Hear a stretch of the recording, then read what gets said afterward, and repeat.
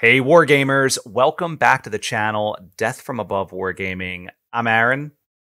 And I'm Dom. And we are here with a special sort of like pre-jump point episode focused on the results, Dom, of our Kickstarter challenge.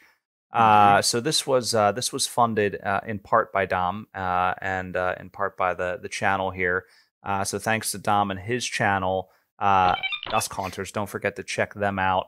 And subscribe over there on YouTube. Some great content over there, Dom, generated by yourself. I don't know about great. That might be a bridge too far. Classic. Very amateur, but I'm passionate about BattleTech. So. Yeah, that you are. That you are.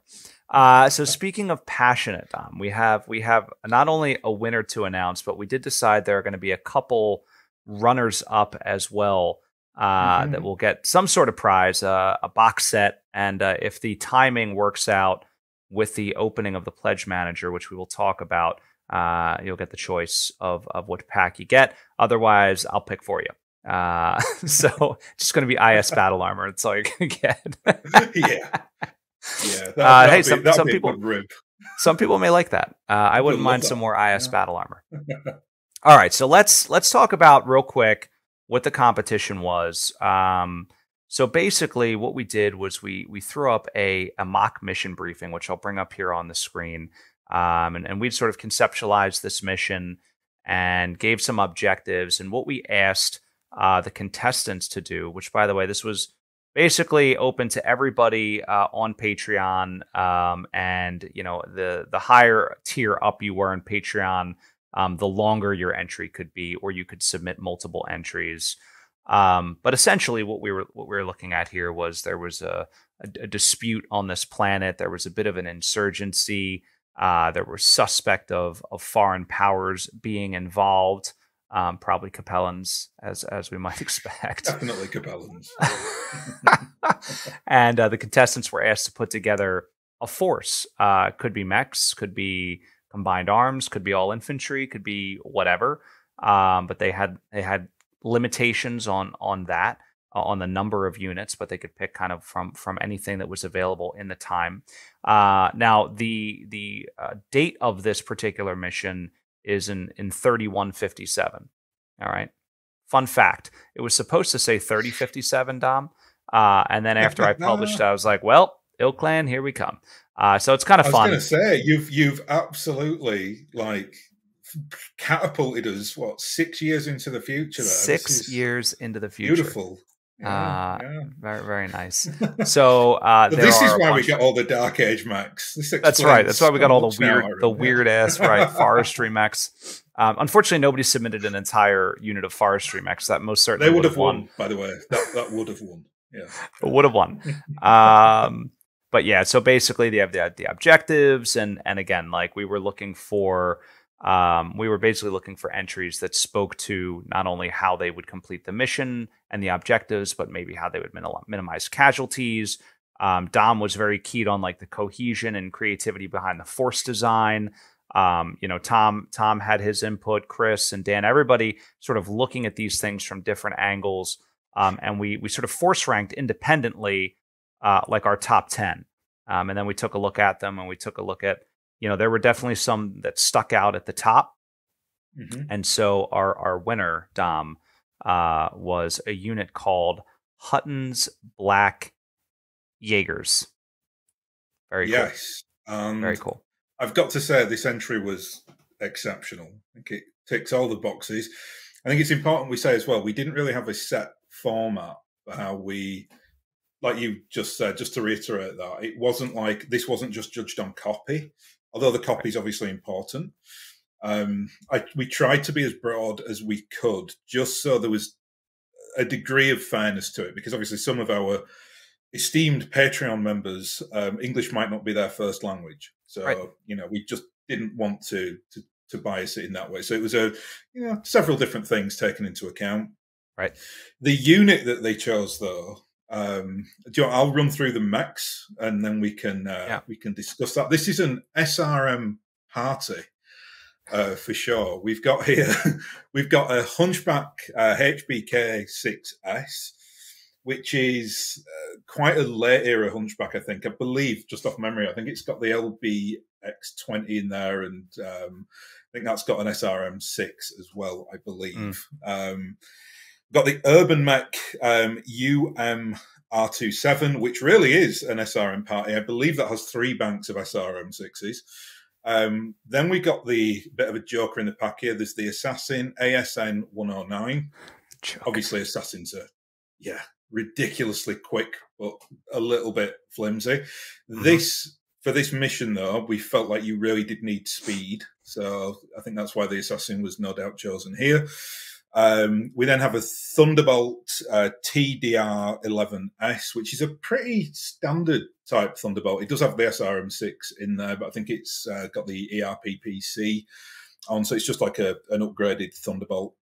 And then we've got 2 non-mech units, which we had a Maxim hover tank, just a standard Maxim hover tank, and standard foot infantry with, you guessed it, SRMs. Now, why this got interesting is because the copy, I mean, I don't think we're going to read it all out. That might be a bridge too far here. But the copy was very well written. And one of the key points made in the copy was that the Black Jaegers had access to Inferno missiles.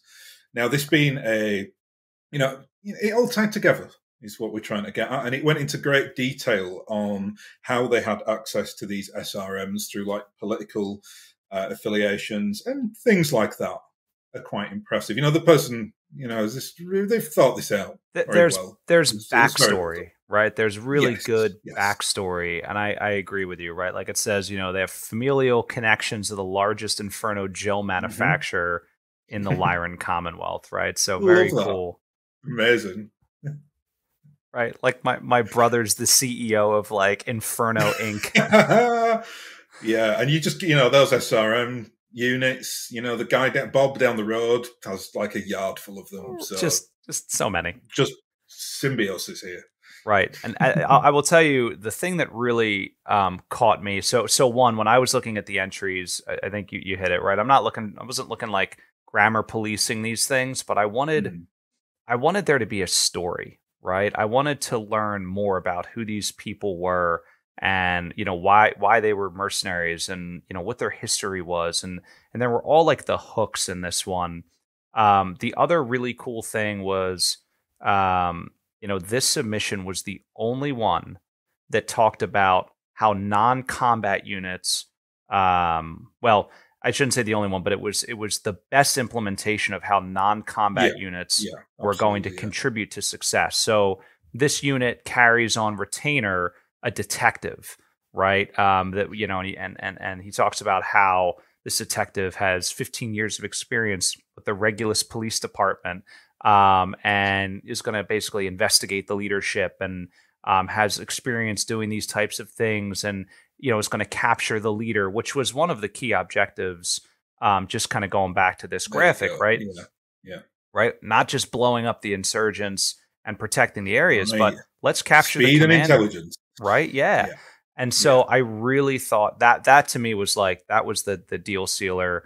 I thought it was really, really well done. So that was the winner. And congratulations. So I was able to, before the initial Kickstarter closed, I got on the horn with this guy. We picked out all their selections. It was really cool. It was great to talk to them in person as well. So again, congratulations to Hutton's Black Jaegers. Very, very cool. Now we do have some runner-ups, and we're not going to go into great detail here, but I will tell you there were some that surfaced with multiple votes across the team. And by the way, this wasn't preempted. This was like, there are some really good ones in here. We can't not give them gifts. Right. It's true. It's right. It's true. So the first one is the Murder Men. So congratulations to the Murder Men. The second one is the Axton Cavaliers. Good unit selection there. Good story. The other one is the Slaughterhousers, which was one of Tom's favorites. This is essentially like a unit of all things with hatchets that will chop you to pieces. Very funny. And then I really liked Grace Under Fire was another unit, so really good. So all of our runner-ups will receive a force pack. Now, if it's open, I think we talked about this. If the pledge manager is open, they'll get to pick. If not, I will pick for you. I think what I'll probably do, if there is no opportunity to pick, is I think everyone will get like a Somerset Strikers commemorative edition. I'll sign it before I mail it out. But so congratulations. This was a very fun challenge, and thanks to Dom again. This was his idea from the beginning. So great job on that. I think it was definitely a lot of fun for the community. I think we do like to try and give back to the community, because you like to give back to the community. I just wanted to keep it all for myself. Just kidding. It's fair enough. All right. So wrapping up this whole Kickstarter thing. So, the pledge manager opened. Everybody hopefully got their stuff in. The pledge manager closed. So there's really not a ton to talk about, except for that the pledge manager is in fact going to reopen. So if you hit the lottery, or if you're like me and you're like, I don't remember how much I spent, I'm going to spend some more, you can do that and add on a couple more packs. Certainly I'll be adding on the runner-up prizes to mine. And so I think that's that. Also, they did give credits, right, Dom, for the dice. I believe that was taken care of. I got my credits on that. Yes, I think I didn't get mine, but I can't say I really care, to be honest. It's because you're British. Yeah, I've heard a few people. I think that might be it. I think it's Independence Day coming up as well, so I really that's right. Don't mess with. I'm not going to don't tread on me, Dom. No. The red coats are coming. Oh my God, that's funny. So yeah, I mean, you should have gotten them. And if not, and if not, and you care, if it was significant, you can, like for me, it was, I think I only ordered a handful of pairs. I think it was like $25. I didn't, I just applied it to shipping, but I'm getting that many dice in the new Kickstarter anyway. So many. I feel like so many dice. There's a lot. It should be cool. I thought about buying the whole, every faction or whatever, but it was like, is that like $250? Yeah, it was $250, I think. Yeah. It was not cheap. So I don't need. I have so many dice. I'm afraid to look over in this direction because there's just like dice everywhere. Just dice towers. Yeah. I think the quality on these is going to be like, obviously the quality issues on the first Kickstarter. God, you hope. I think they learned their lesson. Yeah. I think they learned. Yeah, I have a feeling these ones are going to be beautiful. Just to make up for it. Yeah, we'll see. All right, so Kickstarter is pretty much done. I think everybody is like BattleTech out, which is great. Now all we can do is make bets on when the stuff will actually arrive. At worst, we're talking 12 months. Although of course everybody knows in the AMA they said they were going to beat that, right? Yeah, it's interesting you say that. I remember one of the jump points we discussed it, and Tom was very optimistic. Said that he thought we'd get it quite soon. And from what I've heard, the factories are already in production on it. So fingers crossed Tom gets proved right. And this is maybe a January thing. Could be. Yeah, it could be around the holidays. A lot can happen between here in January. But. So many geopolitical situations emerging. So many shipping. The entire container could just fall into the sea. Right. Or they could, it could happen. Remember when the ship got stuck in the was it the Panama Canal right? Yes. Yeah. It was like that was it was the other one. It was the Egyptian canal. Oh, you're right. Yes. Yeah.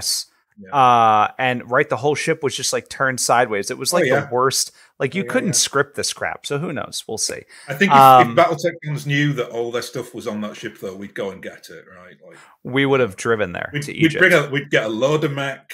We'd go just our forestry carry mech. It off the mech. Yeah. Oh, jeez. Our Inferno SRMs. My brother runs the company. All right. So. Speaking of fun and games, let's talk about Jump Point. So we did our first season. It was very successful. We got a lot of great feedback on it. And so we have renewed our contract for season 2. My fees have been paid, Aaron. I got the money transfer through last night, so we're good to go. We're good to go. We're good to go. We've got 10 episodes sort of scripted. We're still working on fine tuning them, and of course, subject to change based on what's hot and what's not. But we've got some really good topics. We want to hit on some new things. We're going to talk about Solaris. We're going to talk about things like the RPG and campaign play. How to structure your own campaign. I mean, we get so many questions about that. And so, we figured we'd dedicate a couple episodes to that. So lots of really great stuff, I think, on the horizon. Might also talk about, dare I say, some other games, Dom, could happen. Maybe we'll branch out and talk about some other things that are out there. Possibly. I get the question a lot in Discord, like, people are DMing me all the time. Hey, what other stuff do you guys play? What do you paint? What do you do?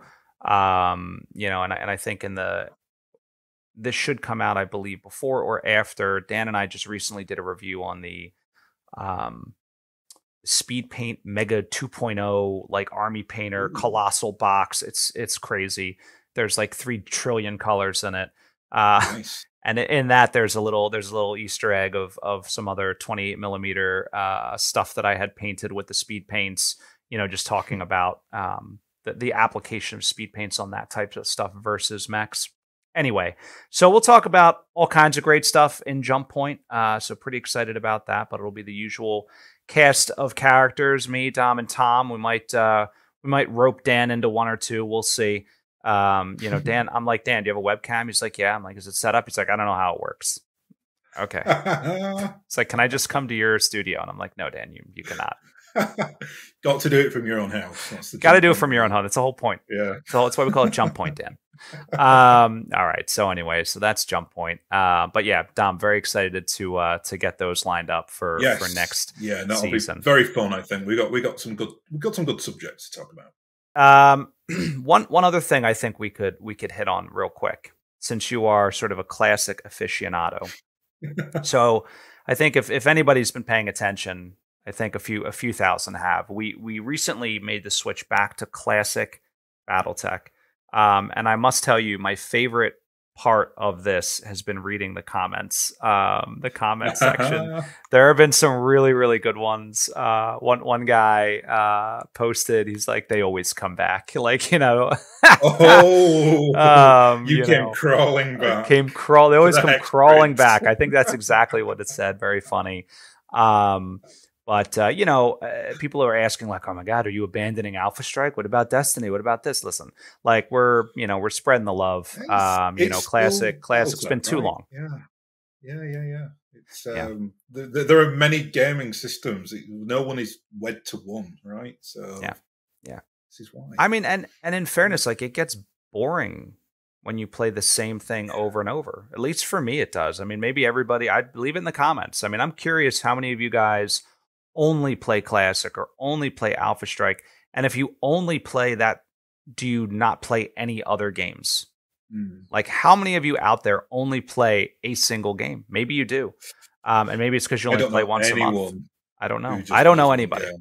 I don't know anybody. No, even with BattleTech, I don't really know anyone who just plays Classic anymore. Right. Depends, right? Like, if you want to go regiment versus regiment, try do that in Classic. I mean, you can't book do a 2-week holiday. No, you can't do it. So it's true. Horses for courses, right? If you're doing your little skirmish, you can do Classic. If you go bigger, go Alpha Strike. Right. That's right. And I think, overall, I think people have been receptive and excited to see it. Dan and I have been playing mostly rules as written, although I will tell you, the one thing we absolutely are not doing is the 20 points where you have to make a piloting check. We totally whiffed on that. And like we just never thought to look it up, and so we were just like, forget it. We're rolling with it. So this like series we're gonna eliminate that one. And of course, we're not playing on paper maps, which is a rule in strategic ops, but we're not really playing with complicated cover rules. There are all sorts of ones where if your arm's covered, you can't hit that, and we're not doing any of that stuff. But one of the other things that kept coming up, because in the first one we did, we made the mistake of fielding the Vulture A, which has fires up to 36 SRMs, and you can generate a lot of hits, and everyone's like, you dummy. Like, Dan and I were making jokes about it. And I think some people were laughing with us and some people were like rolling their eyes at us. But some people, had made the comment about, well, you need to build a box of death and put like all these dice in the box and roll the box and then you can see all your things. And I'm like, oh, like, here's the thing. I just want to respond to this comment in blanket to everybody out there that said this. I appreciate the creativity, but I will ask this question. If you're a new player coming to BattleTech, should you have to do that? Right? That's my thing. You shouldn't have to build fabricate a dice rolling machine.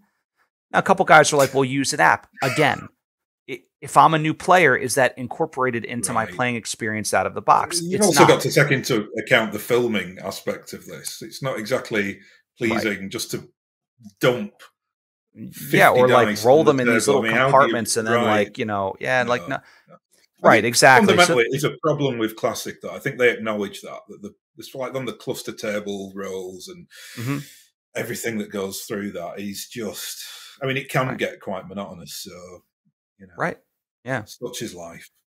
And like somebody was in a conversation with me. I don't know if it was on Discord or in the YouTube comments, but they're like, "Well, how else would you do it?" And I was like, "Well." Again, I go back to this Dark Heresy reference, which is a 40K RPG. When you fire automatic weapons, you roll once, and it tells you basically where it starts, and then it tells you all the and you just basically go down the table based on the number of hits, right? And so, like anything like that would be fine, or just like, I roll 2D, like you roll 2d6, and like it's like. You spread the damage equally over center torso, left arm, and the whole left side of the mech, or the whole right side of the mech, or the bottom half of the mech, or the top half of the mech, and you just divide up the damage and just spread it, right? Like, I get it that we want like that. The best comment was like this guy just posts a comment and he goes, "BattleTech, a game of armored accounting." And again, like I'm not a Reddit guy. I don't like sit on Facebook. So this may be like old news to people, but I had not heard that before. And I was in tears. I was like, oh my God, this is the best comment ever. I think, look, on a serious note though, it is quite problematic for the game. I mean, it's as you said, I think if you are looking at it as you should look at it, which is if you introduce this to somebody as a game to a young person now and say, roll what? I mean, it's like on the best example is the LBX weaponry, right? So LBX weaponry, which does the 1 point of damage. So if you hit 20 on the cluster roll, you are rolling 20 times to do 1 pip of damage. Now, I know strategically it's beneficial because you have more chance of doing the, crits, but do you really want and expect someone with, especially when you get to the latter part of the game, because remember, that's a short range weapon. So you're probably only going to be using it after turn 5 when your brain usage starts to go down naturally anyway from doing all the dice rolling and the tactics. And then you're asking somebody to roll 20 times. It's like cognitive. We need to like plot like cognitive function versus like, well, that's the thing. And like, I made this comment before about, making errors on film. Like, somebody had made a comment like, oh, I only caught a couple of errors, in the game. And like, that's fine. Like, everybody makes mistakes, but I would really challenge, like, film your own game and then go back and tell me how many mistakes you made. Like, nobody gets this game right 100% of the time. Yeah. And that to me is kind of a problem. And it was honestly a problem for 40K too. I haven't played it recently, but with like all of the interacting rules, like you're bound to miss something, right? And I think there's something to be said about the simplicity of Alpha Strike, but you lose almost too much, right? We've had this conversation. It's like there is a sweet spot. I mean, I think what's the old adage that the best games are easy to learn but difficult to master. Yeah. I think that's always my kind of go-to point when I think about, like with Classic. Classic is not a difficult game, really. No. It's quite easy to pick up the rules, but there are just so many rules.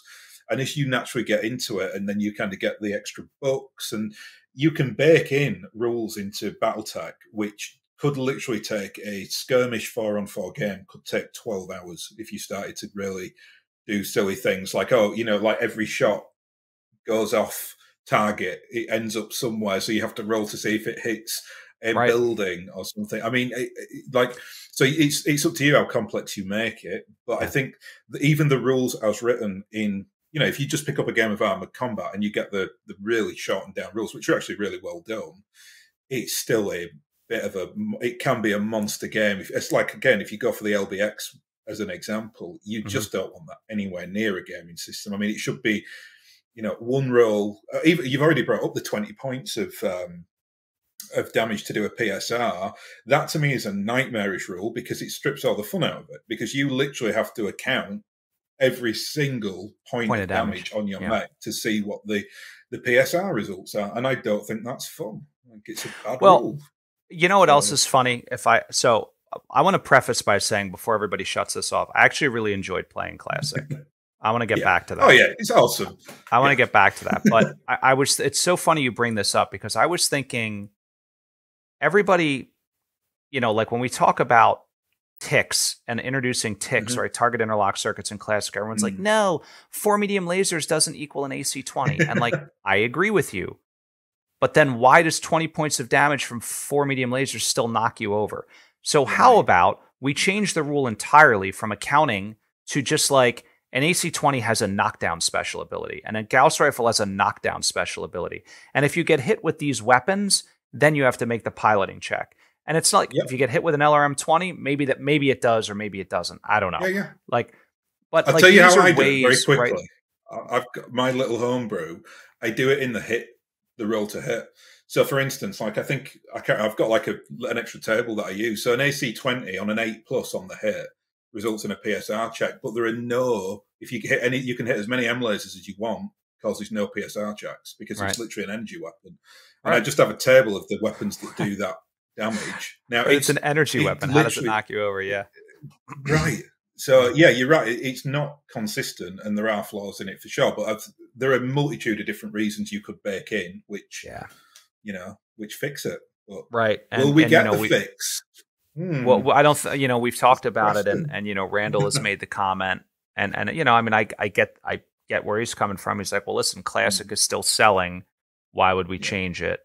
And I think he said that on an AMA or somewhere, but and I get that. Yeah. But I think you change it because it's like the old Blockbuster thing, right? Like, it's like, well, we're selling videotapes. Why would we change it? Like, and then like Netflix, like totally took them out. I honestly think, it would take maybe 6 or 7 rules to just change them, tweak them. I agree. Just modernize it slightly and put, keep into or bake into the formula as well that there should be rules in there to speed things up.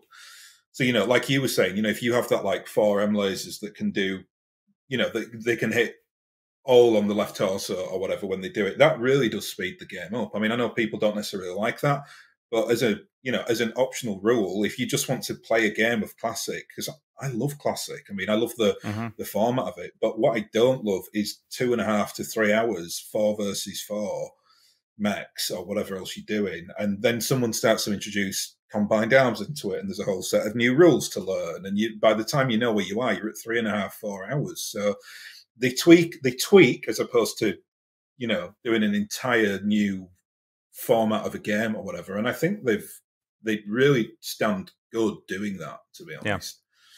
Well, maybe we'll look into it again. I don't know. Maybe we'll take another pass at it. Well, it will be in Jump Point. We are going to delve into Classic in Jump Point. We are going to delve into it, and we're going to do probably 2 episodes. Folks. Yeah. And and we'll see what happens. I mean, I did enjoy playing.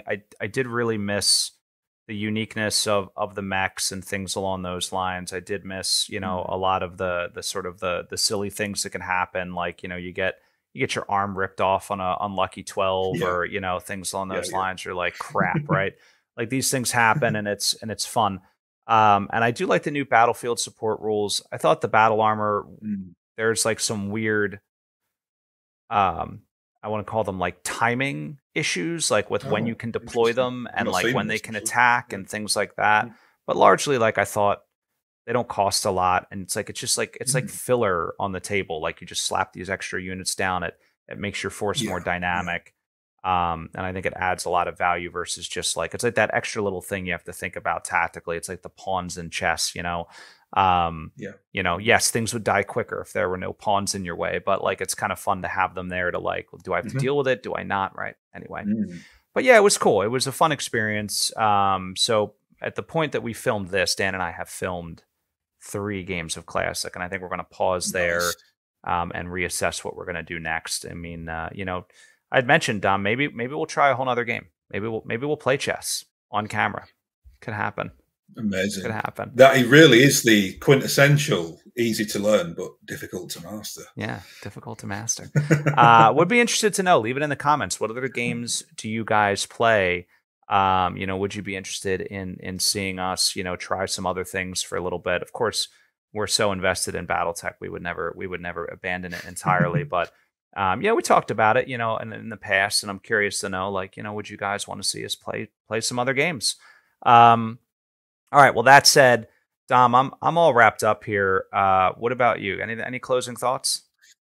All good. Just congratulations to the winners again. Thank you very much for everyone's entries. They were a real joy to read. So, they were good. If we run anything like that in the future, it would probably be a similar format, because I did really quite like going through them all. It was very fun.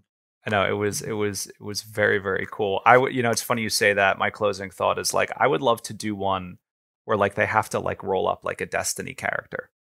And give me your best backstory Destiny character, right? You some stupid Dest agent or something. Tell me why you won't end up dead at the bottom of the ravine, for this particular mission. The secret son of Theodore Carita or something.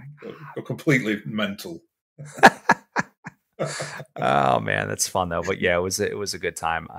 So that said, we're all wrapped up. So guys, we hope everybody is enjoying their summer, and I hope that you did enjoy Independence Day and whatever they celebrate in Canada. Apparently they have my wife told me they have some sort of independence type holiday on July 1st. I don't know. Oh really? Yeah, didn't know that. I don't know either. You think I would know. You just couldn't wait to get away from the British, the lot of you. That was it. I know. It's true. It's true. But we came back. Much like Classic, we came crawling back now. Crawling back. Yes. No comment. I don't want to get any heat off the Americans on this one. God help us. All right. Well, listen, guys, thank you so much for watching. Keep your eyes peeled for upcoming episodes of Jump Point in the fall. Maybe they'll be on Sunday. Maybe they'll be on our normal Wednesday schedule. We'll see. But in any case, thanks so much for watching. And of course, stay tuned. Always great stuff coming from Death from Above Wargaming. Have a good day.